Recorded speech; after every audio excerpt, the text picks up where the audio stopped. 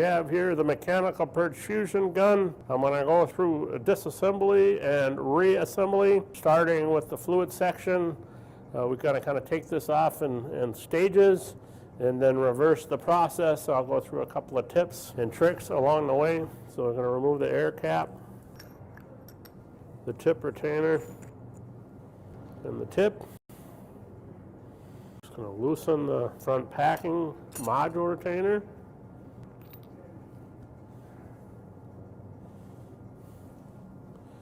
So the mixed module's here. Usually that module's stuck, so we'll have to put the air to the gun and use the valving rod to assist in kind of jacking that out of there. You see how it already, a couple of triggers, usually you'll do the trick. So we can remove the mixed module. And we can remove the fluid head retainer. And we can use our spin tight nut driver that came with the gun to remove the rear packing.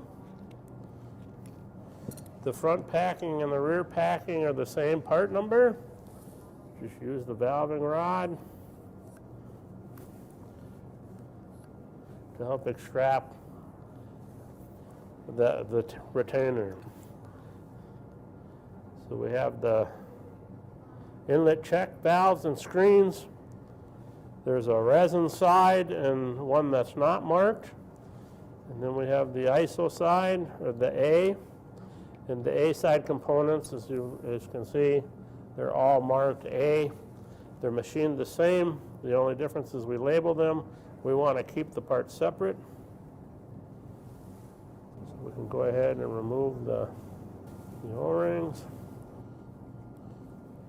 We're going to get all these O-rings in the kit. If you buy a genuine Graco part kit, you're going to get all the proper O-rings. And the O-rings will actually have a dot on them. You can see the red dot there. They're designed for the high temperatures and the chemicals that we work with when we're processing the chemicals that are for either a coating or foam.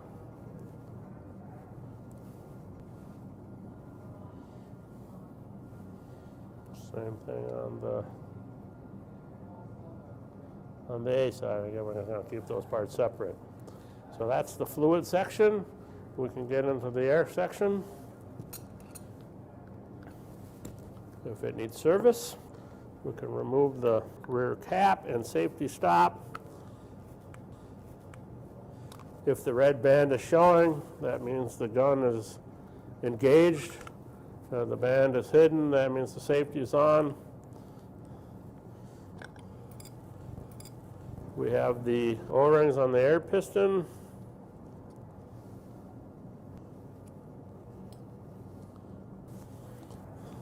And there's a spring that holds the tension on the purge rod, and also an O-ring there. So we want to make sure that we replace this O-ring. It's also in the kit. Valve rod over there.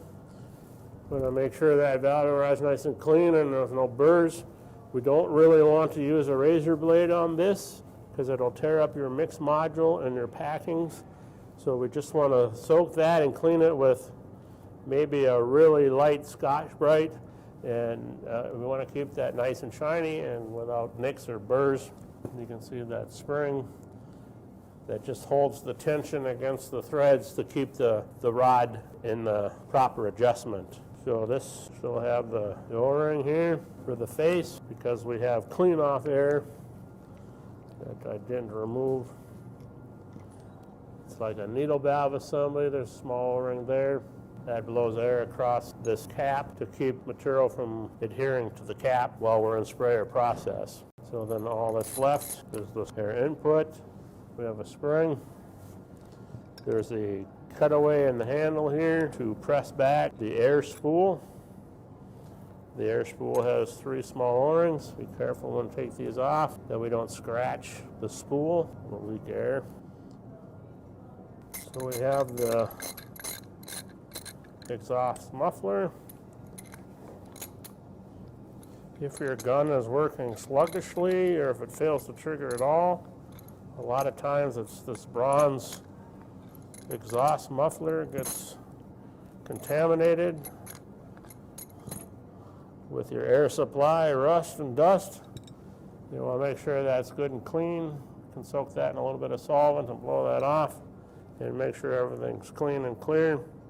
You can see that we have all the air passageways.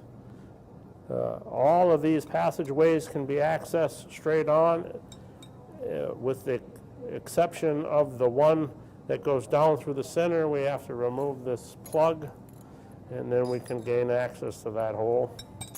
Then there's the one to the front for the clean-off air. And that gun is pretty much broken down. We'll get everything cleaned up and back together then.